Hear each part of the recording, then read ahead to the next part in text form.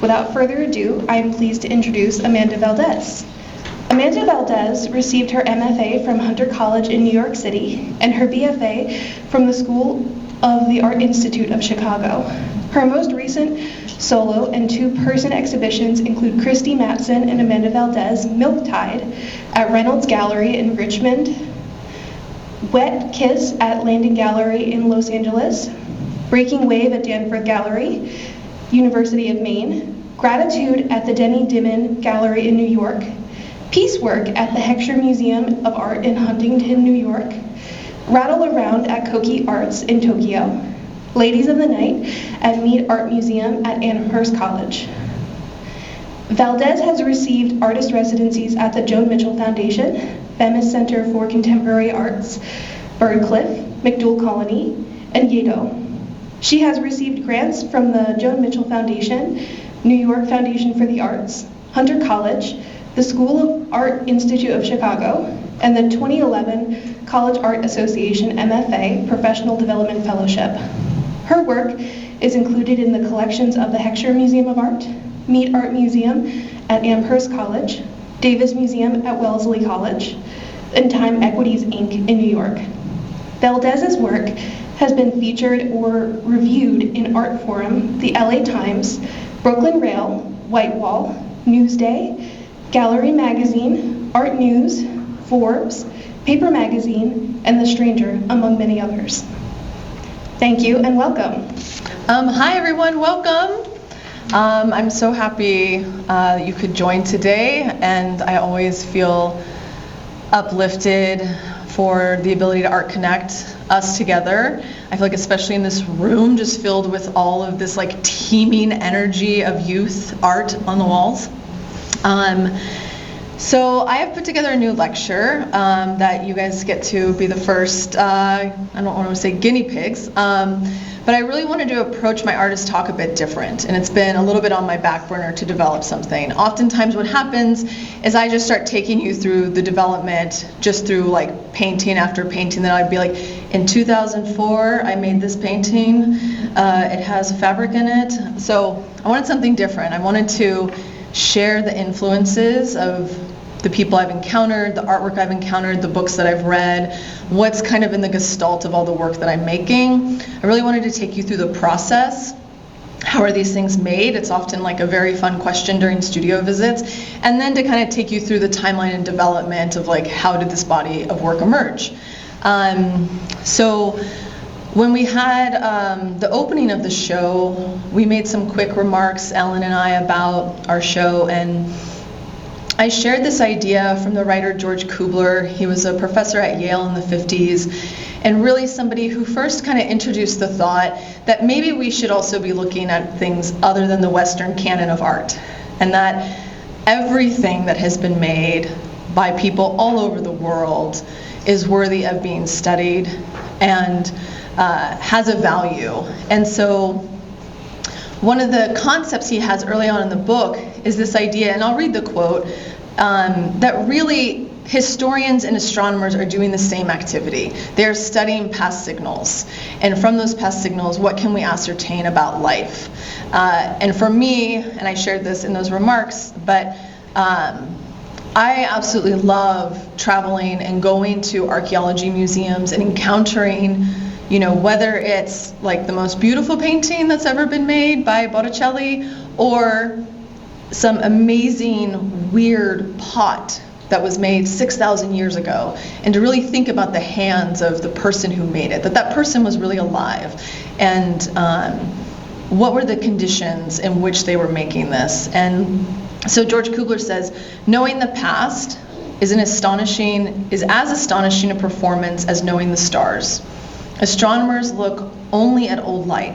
There is no other light for them to look at. This old light is of dead or distant stars, was emitted long ago, and it reaches us only in the present. Many historical events, like astronomical bodies, also occur long before they appear, such as secret treaties, aid memories, or important works of art made for ruling personages. The physical substance of these documents often reaches qualified observers only centuries or millennia after the event. Hence, astronomers and historians have this in common. Both are concerned with appearances noted in the present but occurring in the past. And as an artist, one hopes that my work will outlive me and have, a home or importance. So there's also, how do I fit into this as well? What will my hands transmit to the future about the conditions in which they were made, the things that were thought? And so I really like to kind of start there. And so I am somebody who grew up in the Pacific Northwest. I grew up around big, sturdy, irregular nature. And I feel hopefully a lot of people have had a chance to see the show, my shapes are very sturdy and irregular, and it is undoubtedly the experience of growing up in that type of environment. Long car rides on camping trips, just looking at mountains, watching the glacial lakes come down and carve out the earth. All of these things are held within the body, within the somatic body. And so these are experiences that I bring to my drawing practice. So that is a huge influence in my work that I often cite. Another, massive influence, which I've already kind of referenced, is archaeological objects and seeing what were humans compelled to make in the past, and can we know why, and how does that enlighten those objects? So that is another way that I feel very responsible to bringing things into my life, and then in the process in the studio, how do they come out, kind of reimagined.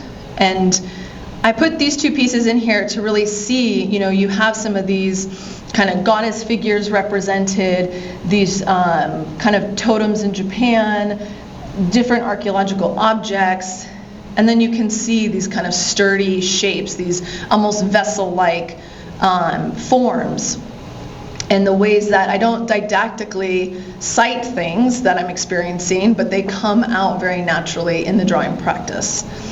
Archaeological sites, again, the ways that shapes, when you're at archaeological sites and seeing the ways that humans moved materials in the past and what has time done to those things, and the ways in which shapes start to get wobbly and transform, and you can see that influence in the work.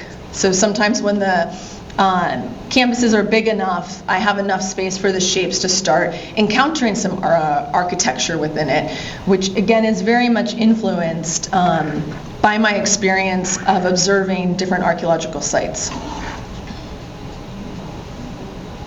Okay, so obviously textiles is a huge influence in my work, if you've been upstairs, and we'll unpack that later, but I have the total pleasure of studying textiles and seeing the ways in which, for so many cultures over so many periods of time, the ways in which just basic shapes can be transformed with fiber, and the way we're always drawn towards patterning, and how do we express that patterning, and what does that express?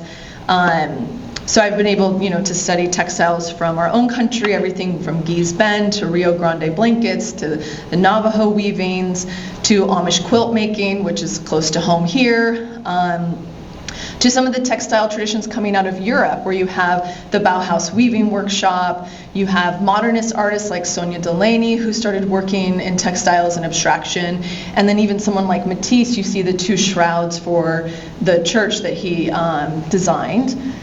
And then there's the robust textile history of Central and South America, which I've been able to travel and collect objects and take weaving courses at women's co-ops, and just endlessly fascinated by the drive that we as humans have to make images, and make images in textiles. And then in Asia, you have, I've been able to go to Turkey and study, Islamic patterning in textiles. And then you have Japan has a robust history with the indigo, which you see in my work, and also different textile traditions of China. And so this is kind of like my mind map, if you were to see my mind and see in my bookshelf. And then there's the amazing artists who've brought textiles into modern art and did the hard work for decades now, And so you have Sheila Hicks, and it was through Sheila that I encountered that book, Shape of Time by George Kubler. She had studied with him. She's often cited as studying with Albers, but it was actually this relationship that she points to as being very transformational. So it caused her to go to Mexico, learn to weave, and really put that value in her early on. And so Sheila has been able to take textiles and make it sculptural, use these small weavings as her way of like thinking through her hands. And then there's just like the cutest photo of her ever. I had a chance to interview her for a magazine, and she is like very austere and serious and demure and just full of so much depth. And so, from her, I've learned so much. And really influential for the last maybe like 10 to 15 years was encountering the fabric works of Louise Bourgeois. If you're familiar with her work, you might think of, big metal spiders or very weird psychological sculptures hanging in spaces. But she came from a textile family. And she has these absolutely gorgeous body of fabric works. And she used fabric in her sculptures as well, but these two-dimensional pieces, just the rhythm and harmony, and then creating an expectation of a shape and then changing that expectation, all of that has been wildly influential to my work. Another aspect of my process is I'm a big history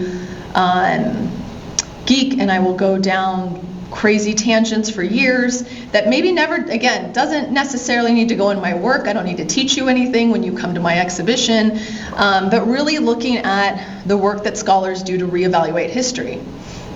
One of my absolute favorite books is this book, The Amazons, and it's amazing because I'll just share like one snippet from it. Is that when you think of when archaeology as a field was created, it was often white Christian men who went out into the field to do that work, developed that field. And, there were a lot of assumptions made. So any burial site where they found a skeleton with any type of weaponry, well, that was a man. And we now have DNA evidence that proves that you had women warriors, that you had women buried with a rainbow of their horses above them and their swords and their battle gear. And you empirically know, because we have DNA testing, this was a woman. And how can we reevaluate history knowing that? And those are the things that just like deeply excite me as I am working and thinking, and as an artist, just generally, making sure I'm a curious person. I don't know if anyone has read this book. It was somewhat popular when it came out, The Alphabet versus the Goddess. This book has been wildly influential, and it really tracks what happened with the invention of the alphabet. How did knowledge go from image-based, left brain to right brain, sequential, abstract language? And then how did we go from egalitarian cultures to ones of domination and sublimation with the invention of the alphabet? And this also kind of feeds into a bit of the book about the Amazons, where, again, there was a lot of assumptions made as we were encountering and people were encountering and finding all these 130 caves in the south of France, where at the opening of the caves there was always a fertility goddess sculpture in stone hung. And the archaeologists at the time made that a minor thing. That doesn't mean anything. Let's go look at the buffalo, or let's go look at the paintings of men.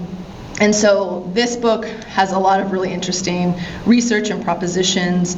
And then I have two kind of very now much cited ways in which we can also rethink the history of abstraction. In the Western canon, we have Kandinsky and Mondrian, and these were the people who started really working with abstraction in this elevated way. And we now have all this research that Hilma af Klint's work, as those of us who are into her work know, predated Kandinsky. And how does that change what we know about the history that we're engaging with? That she was using pure shape to express something about the human soul and spirit.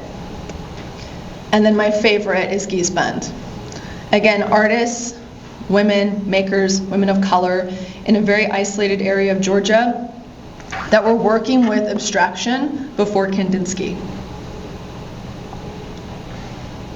I am in rapture when I see these works, even on image.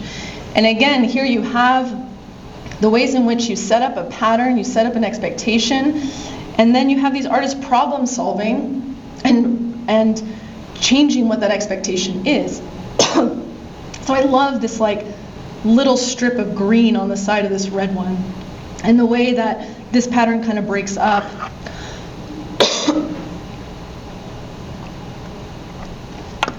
Okay, I think this is my last influence. We'll see.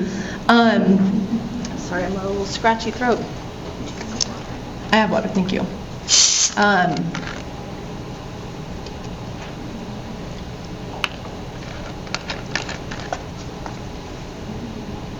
So if you've been upstairs, you see I absolutely love color.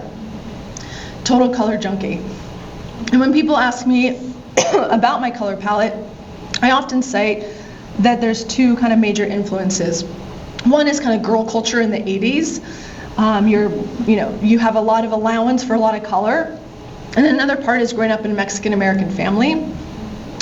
But I think really interesting is the work of David Batchelor. He wrote this book, Chromophobia. And I'll just read this quote.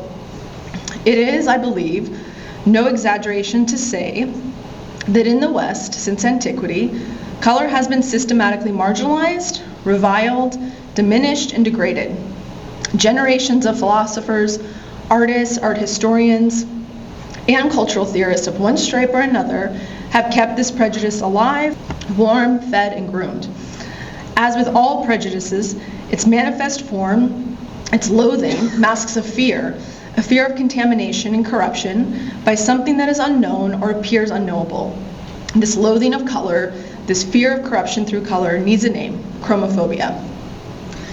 And so a big tenet of that book is the ways in which Western culture has been afraid of other cultures and their expression. And if you think of the colonization of Africa and encountering like vibrant colors of African textiles or other cultures in South America, so there's a way in which whiteness wants you to keep out those cultures, and so then you develop this idea of the beige, the white, the cream, the refined, and I find this is a very interesting theory and one that holds a lot of weight in my work. So I had the luck of studying with three really interesting painters.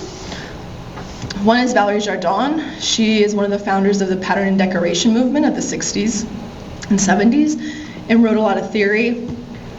And she really brought in this idea of taking what we deem as like decoration and bringing that sensibility and motifs and way of making into fine art.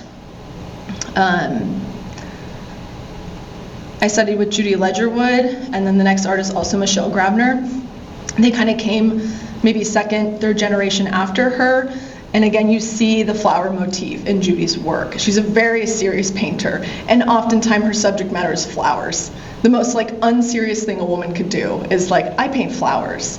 But she's absolutely a phenomenal painter, and one of the things I absolutely love about Judy's work, and it speaks to the same thing with like a Guise Ben quilt, is how do you subvert the viewer's expectations? Her color combinations always blow me away, and I think she's interested in a central question that a lot of artists, a lot of painters are interested in. How do you make a beautiful color ugly, and how do you make an ugly colorful beautiful? And so she changes like your expectations or relationships with these different colors in a way that I find very exciting.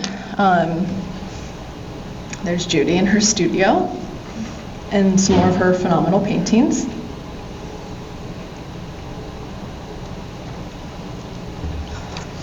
And I studied with Michelle Grabner in Chicago, and she's somebody who really brings and plays with what is labeled domestic and bringing that into abstraction. Fun story, that soccer ball is a limited edition object. She got a review, and I should have looked it up and see, it was either in the New York Times or the New Yorker. She got a review of her show, and the male critic, this was only like 7 years ago. No, because I got it when I got married, so maybe 12 years ago. literally used the word soccer mom in her review, discarding her work.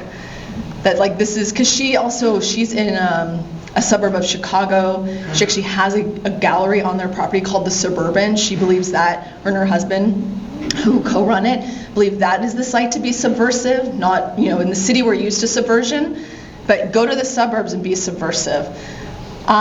So she made this limited edition soccer ball with the gingham print, the like domestic of domestic prints. I did get one. And it's just, I think, like the most intelligent, cheeky response. So those are my mentors. Okay, so now I want to share with you my process. Thank you for indulging me sharing my influences. One of the first questions I often get from people when they encounter my work or they come for studio visit is, where do your shapes come from? And now that I've shared all my influences, I can unpack more that it always starts from drawing. All of those things, I believe, come into me, and I have this internal aquifer, and it's, staring out of a train, it's staring out of a car, it's drawing Japanese armor in a museum, it's holding a baby, it's rolling around in bed. All of these things are in this primal aquifer, and when you're drawing, and so many artists have eloquently also talked about this, but it's a way to think through your hands, and I often think that my hands are smarter than my mind. And so sometimes my drawing process looks like small thumbnail sketches on the left, maybe some charcoals in the middle. Oftentimes, and there's a couple examples up in the show, it'll be these drawings where there's graphite and gouache, sometimes acrylic paint that's kind of flowing. But a lot of times they come out like that. So I just go to the paper and just draw, and then kind of evaluate and start to put color in and activate the drawings. Here's a series of them. And then there's times where certain color relationships form in the drawings that I want to keep. I find exciting. There's other times in the translation to a painting that they very much depart.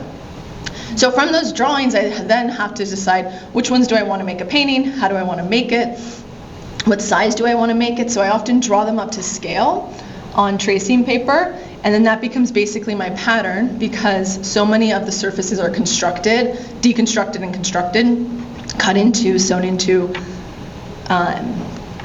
Part of the design process is bringing out all my fabrics, if I'm going to use fabric, starting to see the translation of color relationships. You can see on the left me working out the colors for the painting that's upstairs, Pop and Flop. And nothing excites me more than when I'm working with quilting, because the ability to play with color is endless. I do a lot of hand dyeing with natural materials in my studio. Sometimes they're raw materials, so I'm boiling off barks and grasses from the different suppliers, grinding down cochineal bugs to make the most beautiful magentas. And this is one of the central questions I've always had hovering above my studio, is how deeply embedded can I get in that surface of that painting? How can I penetrate the surface of a painting? And with the hand dyeing of the fabrics, you're really able to literally just embed that fabric with color. So there's a host of different techniques that are used. In this, sometimes I'm coming up with a dye pot, the fabric goes in, to the color I like, the fabric comes out. The one in the middle is doing a lot of over dyeing, which means you're bringing it into a couple different colors. So if you want a green, you're often going to need to do some type of blue indigo bath with some type of yellow bath. And that's really exciting, because you just feel like you're magic. Here's some photos in the studio of what that kind of looks like.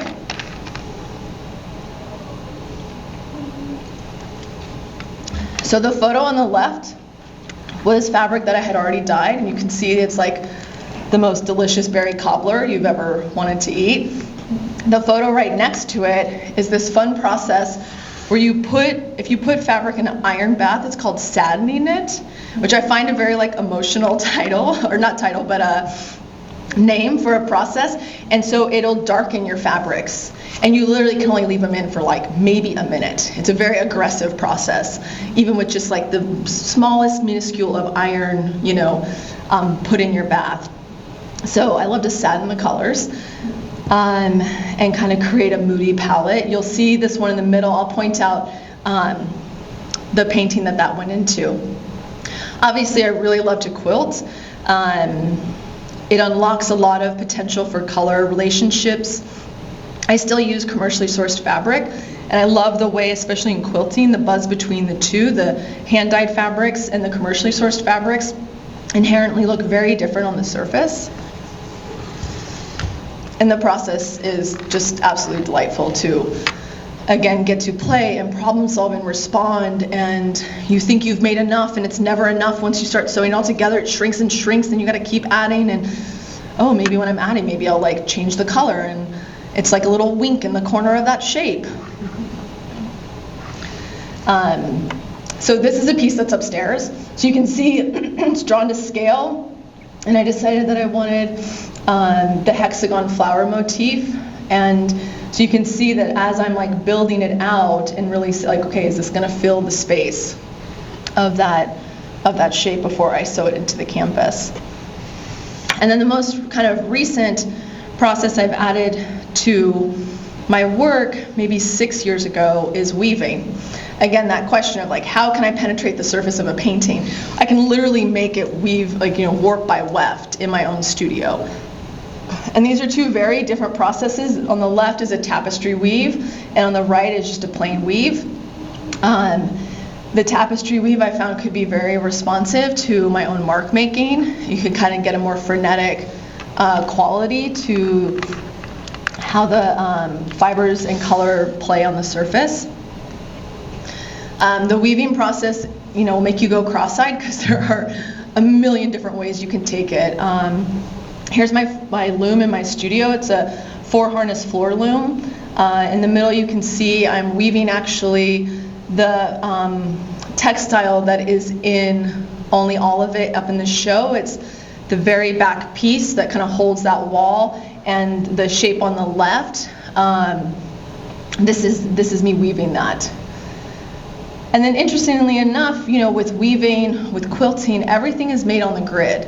And in the canon of Western art, the grid belongs to the minimalist, you know, the male minimalist artist. But women have been working with the grid for decades, centuries. And I think that's a really interesting conversation. So here's me playing with different weave drafts. You draw them out. What is the patterning doing? And then when it translates to fabric, it's a lot of research. Here's the process of tapestry weaving. So I will take the shape to size, and I will draw in, you know, my own image that I want in there. And then that drawing goes underneath the warp, which you can kind of vaguely see on the top of that the right one. And then you are literally just following it with all the different colors. And upstairs in the case, we included a couple of my keys to it. So what, you know, exactly what fiber goes with exactly what tone of color that I've put in on the drawing. So then it comes off of the loom. I secure all the ends, sew it into the surface. Well, I sewed it into the blue fabric, then sewed that into the canvas, and then stretched it, and that was the final piece for that one. So that's just an example of what the tapestry weaving process is. And then with any of the fabric, you know, I'm constructing the shapes and then sewing them into the canvas before they're even stretched. So that satined color, that's the work on the right. Those are just studio shots as a work in progress, but for you to see that it goes from this completely loose, kind of unwieldy thing into being stretched to being perfect, perfectly flat on the surface and kind of functioning as an image now.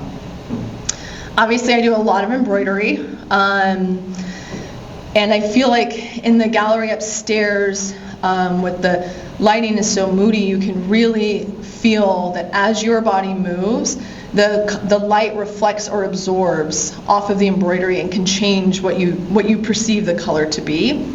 And I think any chance I have to slow a viewer down is still a goal enough for me to make my work. That we live such like fast lives and can often be disembodied, and that opportunity to slow down and feel yourself and feel a phenomenon of change, I think is I always relish it as a viewer. When I'm working with embroidery, I have several different ways I can approach it. I can do like a monochrome color, which you see here. I can mix and blend the colors, and then how I lay it down. Sometimes I want something very mellow and calm. Sometimes I want something a little more staccato. I want to play with knowing that that light's going to move around. And so I might blend two colors together. When I'm making it, I'm working front to back, and so here's some rather large pieces in the studio, so you can kind of see the setup where they might be propped up against a wall, and I'm going to the front and I'm putting my needle in, and then I'm going all the way to the back and I'm pulling it out, and then I'm coming back to the front to hold the thread so it doesn't tangle, and I'm pulling it, and then at the back I put it in. I go, see, is that the spot I want? It's not the spot I want. Go a millimeter to the left and do that. When they're this big, that's what it requires. Sometimes when they're smaller, they're like nice little lap pieces, and I can talk on the phone or listen to an audiobook. But unfortunately, I don't shy away from what the work wants. So this piece here was, months of embroidering that. And it's nice when it's at the edge, I can just still reach, but then as you move towards the middle, you've got to go front to back.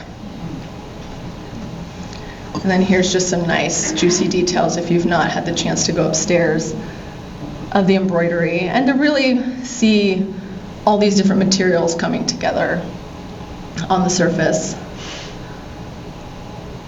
And some of the little details of the way things might tuck and fold into one another. One of the processes I really love is this oil stick. There's many examples upstairs. This came into my work in maybe 2017, 2018. I found that I really wanted to bring my hand, like more of my immediate mark making back into the work. So there's many different paces of my work. Some of it takes a really long time and it's all about accumulation, and then other parts are very fast. So this oil stick, which you see, I mount the paper onto the canvas in the shape that I want. You can see that on the left. First I paint the ground white, and then I have a process of adhering the paper. And then it looks like it goes into surgery, because the oil stick is very volatile, and if it touches my pristine canvas, the piece is usually destroyed, because it's really hard to pull that oil stick off of the canvas. So I tape the whole thing off, I cover the whole thing in plastic, and then I can go crazy with the oil stick and not be inhibited. And then after that's done, I pull all that off and then don't touch the piece again. And the oil stick takes like years and years to actually totally dry. But it's very seductive, as you can see. Or maybe you agree with me, maybe you don't. But and it's a really different sense of color and layering, and if you really get close to Monet, you see just how much paint is on there, how much scumbling, how much just like raw energy there is, and yeah, I love this process. And then, I do work with paint still, so you can see in this piece, the one on the left, that's the black. I often use a black gesso, and I often use a black warp when I'm weaving. I find that just like when it's sunset, you feel that the light is leaving the atmosphere, things start to glow. And actually at noon, things are kind of dulled out when you have the most amount of light. So I find that making a black ground, whether it's the warp of the textiles I weave or the ground in which I paint on, I find that the colors can glow in a little more of a maniacal, fun, moody way out of a black ground. So I paint that shape black many, many times, sand it, and then this is gouache on top of that that ground. Gouache is a clay-based paint, so it's another paint that really absorbs the light, and then I oftentimes put maybe like a fluid acrylic that's like dripping off of it. Not in this piece, but there's some examples upstairs. And yeah, here we go. So then you can really see that interaction between the gouache and the fluid acrylic. So you have this clay-based paint that feels very of the body, and then you have this glossy plastic cavity just gooing over those colors.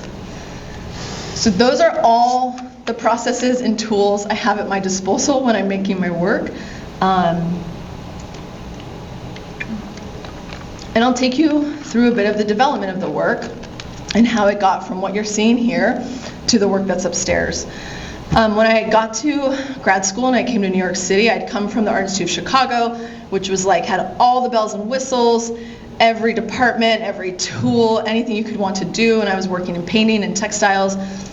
And I got to Hunter, which is the City College of New York City, and you just are given your studio, and there's not a lot of facilities. So I really had to think about how was I going to bring fabric into my work. And I was putzing around during the summertime between semesters and just started sewing fabric and canvas together. And I stripped all the paint out because I wanted to really understand how is fabric supposed to function in painting and understand that without all the other noise of actually painting. And so at that time, I could only sew a straight line. And so everything was, sewn, and it was very much this geometry going on. But then I found that as you stretch the pieces, depending on the fabric's elasticity, some hold very rigid, some bulge and play with the pressure of being pulled. And when you come up on the pieces, you can really feel that tension. These weren't about painting shapes coming together, it was making real shapes come together, and then that pressure of what happens when they come together. And then even, the piece on the right, I started to play with taking stitch patterns, things that are often hidden in our clothes or hidden in the history of textiles, and making them the image. So that's where the work resided for a while. But I really wanted to get back into my abstraction and my own abstract language. So then I did a series of experiments with really kind of sewing onto other fabrics and sewing onto canvases, but I really decided that I didn't want it to be fabric collage. And that wasn't where the work wanted to go. I didn't feel that tension anymore on the surface. And then that's when I realized that I still needed to have the fabric as part of the surface. And it was just a matter of increasing my sewing skills and the challenge of that. And so this piece on the left, Good to Be King, which it's like a little washed out right now, so you can't see all the kind of variation of dark colors in that. But each one of those blocks, and again, that kind of referencing the archaeological sites, each one of those blocks is its own piece of fabric, and then each little triangle shape is its own piece of canvas, like mortar in between all of them, and they're sewn in this one kind of swooping piece of canvas that's then sewn into other couple pieces of canvas, and then this paint kind of explosion. So I started to put a lot of things together at this time, and the work got to really develop. I was home probably during Christmas break, found my old embroidery box in my mom's attic, and was like, and started experimenting with that. I won't show those first pieces, but this is where I ended up, which is thinking about this embroidery on the surface, that it had the power to make a line just like a Richard Serra drawing on a piece of paper had the power to make a line. And then that, created like a whole other world. And then again, bringing the paint in, really understanding how these things could function. And then I'll share a couple inflection points over the last 10 years, 15 maybe as time keeps going.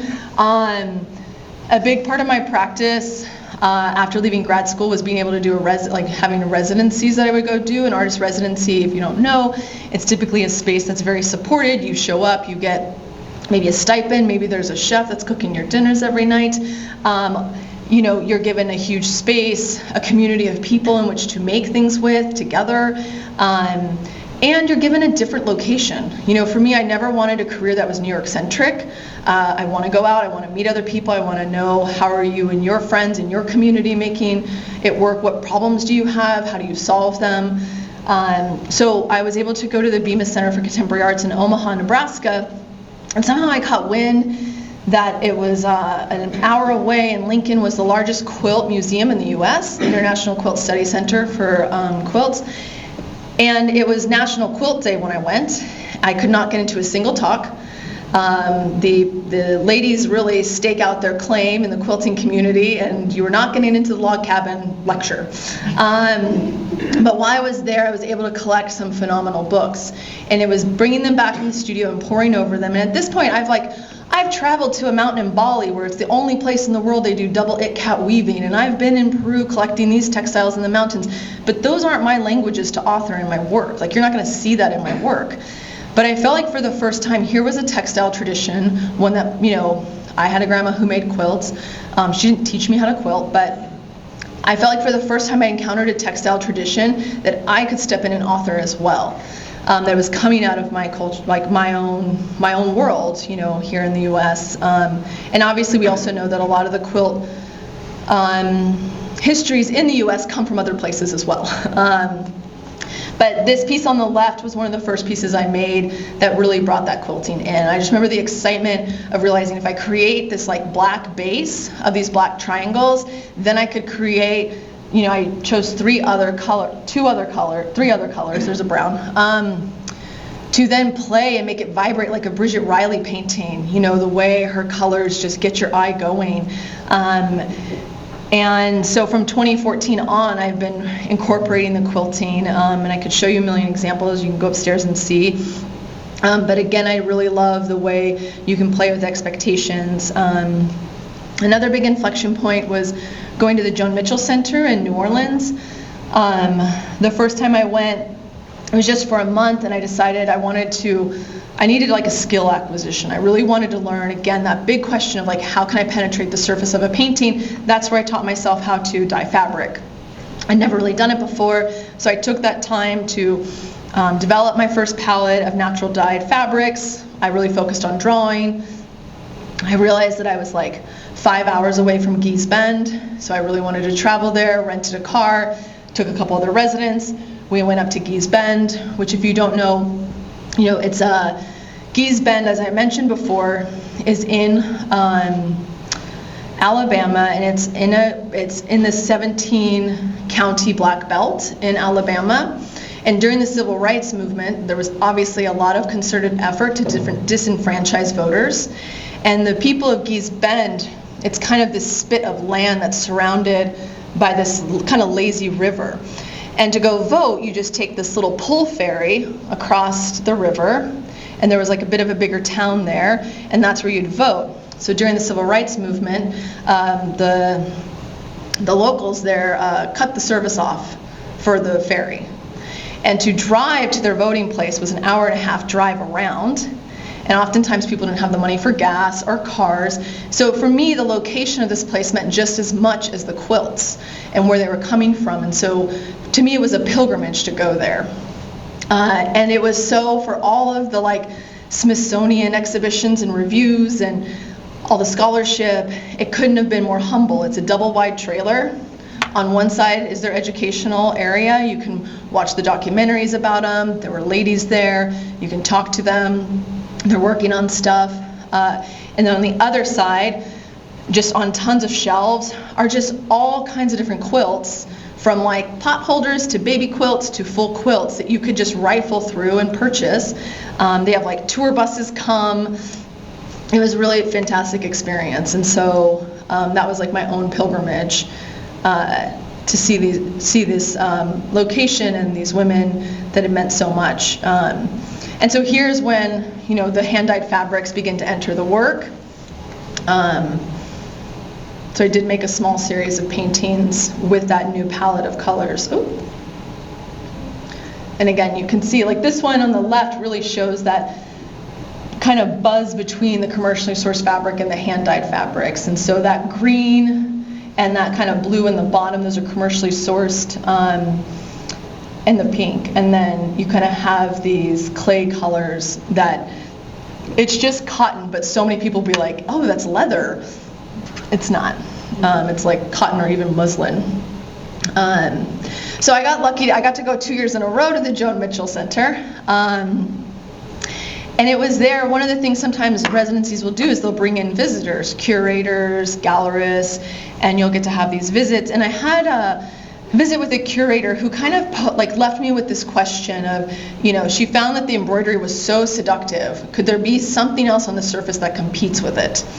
And that didn't mean I was going to put in like furry fabric, to be like, okay, here we go. So I sat and thought about it, and at the center there was a library, and I was poring over all of Joan Mitchell's books, and it was really this book of her drawings where, she's so expressive, but in the drawings it's like stripped down even more, and you can like really feel her gesture. And that's where I realized my gesture was kind of missing from the work. And that's where I started doing the R&D, the research and development, for getting this oil stick onto paper.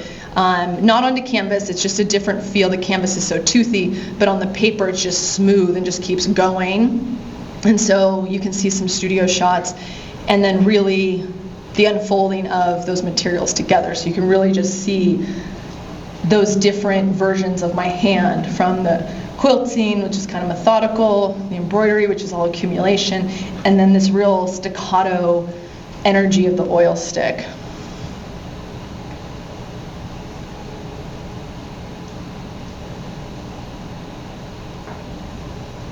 And it was about this time where, again, I kind of returned to some of that architectural elements in the work that I hadn't played with for quite some time, and seeing the ways in which the shapes could have a relationship with something other than just the frame of the work. And you'll also notice, like, all of my work at this point, all of these shapes contend with gravity. None of them are floating around, and in that way they can feel very bodily, and in that way they connect to the viewer. I've seen people move their bodies in weird ways when they don't even know I'm watching, when they encounter the work. People have told me really personal, weird stories about their own bodies. I almost feel like a priest sometimes. I'm like, oh, okay, you're gonna tell me this story. And it's really interesting what comes up for people, that somatic connection. But part of that is that, these shapes oftentimes are in the way that we respond to our own container, our own skin, and the ways we move around the world and feel free or constricted. They're also encountering that. And I found that bringing in the architectural elements could let me heighten that a bit more and just have more elements to play with. Sometimes the titles of the piece will all fit in, not often, but in this one particularly, Drunkard's Path, that's the traditional name of the quilt pattern. And here that you see in the middle. And then this one, sometimes when you're making, you hear these voices and they're like, why don't you embroider the pattern in that big arch? And then you hear that, and that's the idea, and you can't talk yourself out of it. This was 7 weeks, full time, going in the studio Monday through Friday, just embroidering the Drunkard's Path in that arch. And it's not a small piece, it's 70 by 80 inches. I know exactly which audiobook I listened to that got me through this. But I only bring that up in that, you really have to commit yourself to the idea and not be afraid of the idea when it comes to you. The first time I ever did a really large embroidered section, I titled the piece, "This Won't Kill You," just as like a pep talk to myself. And now I look at that piece, I'm like, that is nothing. Compared to where I go. And then at times, it's, as a maker, you have to keep providing questions for yourself. So sometimes with the quilt pattern, breaking it down a little bit, not having it be an all over thing inside of a shape, and letting it really register as image in some of the work. So this piece is kind of doing it, and I didn't include it here, but when you're upstairs, there's a big painting called Wild Child, and in that has this kind of architecture and this six-pronged embroidered shape, but in that architecture there's like 1 or 2 blocks that are just functioning as a quilt pattern, but as image, not as like an all over kind of frenetic patterning. Around this time I started to really play with having quilting and weaving talk to each other. So I would come up with these weave drafts and I would weave it in the textile, and then I would also start to break away from traditional quilt patterns and bring in these weave draft shapes into the work. And to let those traditions talk to one another in a way that I feel like I haven't really encountered before. This one specifically, again, it's not supposed to read to the viewer, but it's in there. But the patterning that you're seeing on the right is the same pattern that's in the quilt part of the top of that shape. So letting them have that quiet relationship with one another. This is one of my favorites. This is the first time where I decided to keep a quilt pattern going and let it breach the divide of the shape, so you can kind of see that loopy sewn line. And I'm never going for perfection. I love the wonkiness of where that line jumps and the pattern, how that lines up. It reflects my own experience of life, not being perfect and oftentimes marked with surprises and opportunities and challenges to problem solve. I spent some time when I was developing with the weaving, also thinking about how can I put the pattern into the weaving, like an actual quilt pattern. So it's a 9-patch quilt pattern on the left side, and really experimenting in bringing that tradition into the work. Actually, this is at a different gallery. So here's some other installation views. This is actually, I have the wrong gallery cited. This is at the Landing Gallery. This is that show, Wet Kiss, that was referenced in the intro.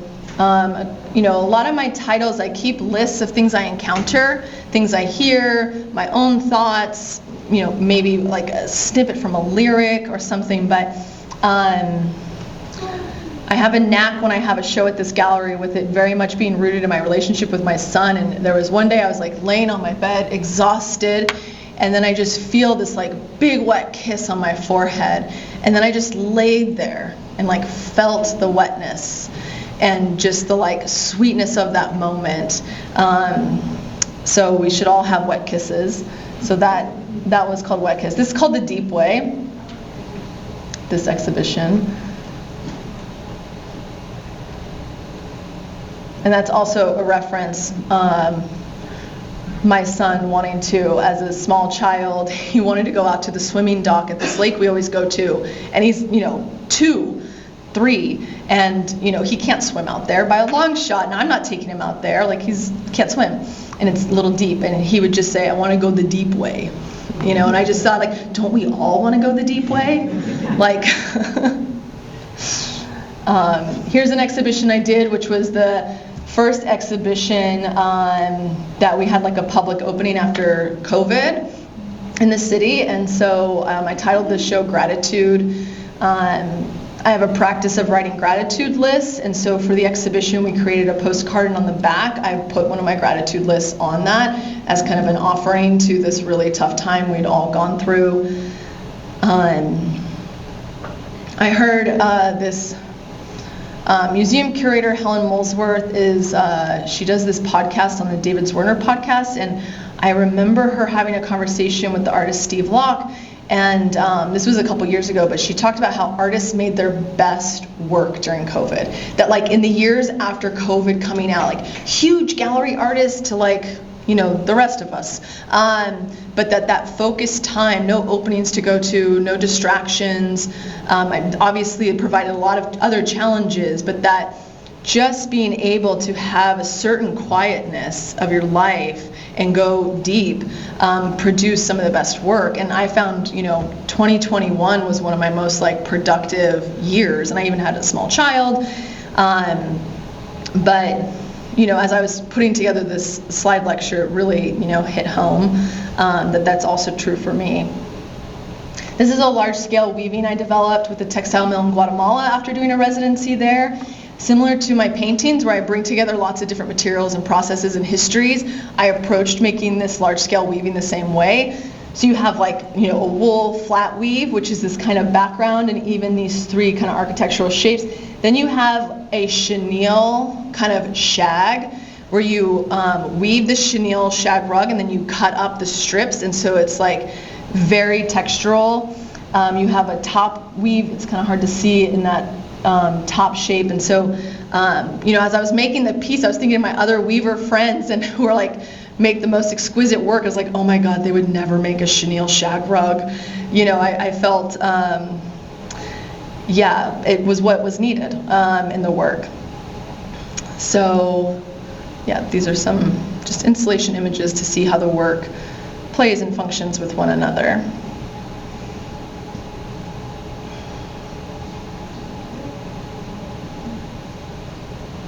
And this is just a snippet of my studio and life, and thank you for taking the time to come and listen.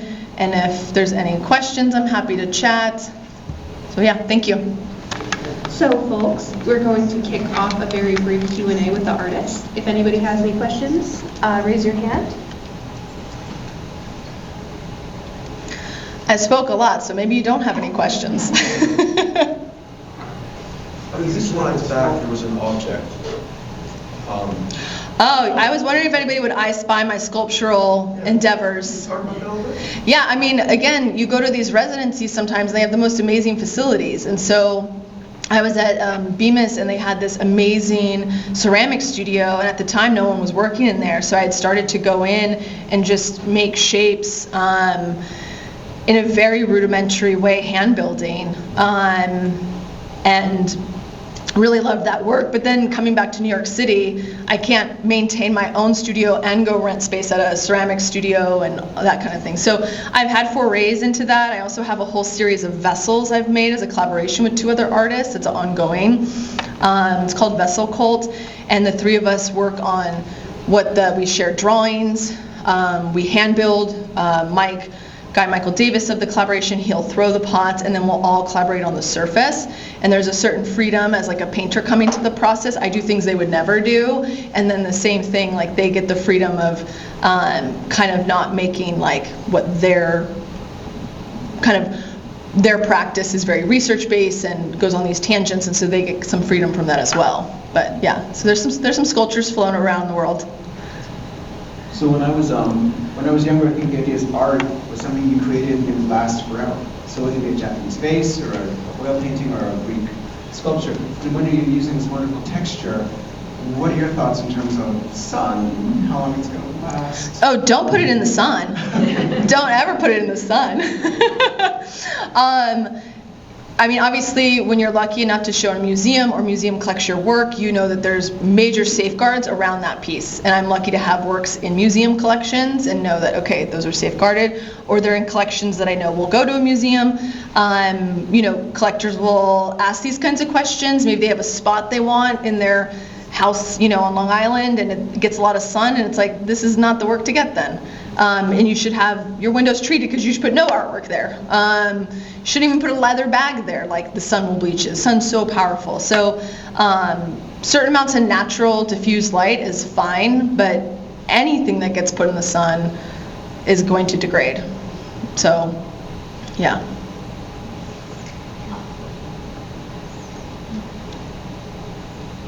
Well, if there are no other questions, here we go. Big fan of your work. I don't know, looking at it, I was curious, have you ever thought of some of your favorite works, is there a way that you can put it on clothing so you can walk around wearing your work? I know to have it as your living room is nice, but I know there's just has to be a piece where you're oh, only the world can see me in this. Oh, I like that thought. I do have a friend who's a designer, and we've talked about doing a collaboration. She makes exquisite women's Oxfords. She's very proud of taking into account the woman's body and the differences of women's bodies in making an Oxford, and so we've definitely talked about that. But yeah, sometimes I get a little stumbled when I think about exactly how it would translate. But I like your confidence in it. See it on clothing. You can definitely see it on clothing. Oh, thank you. You want to want pieces? Okay. Open heart. All right, well, again, thank you guys so much.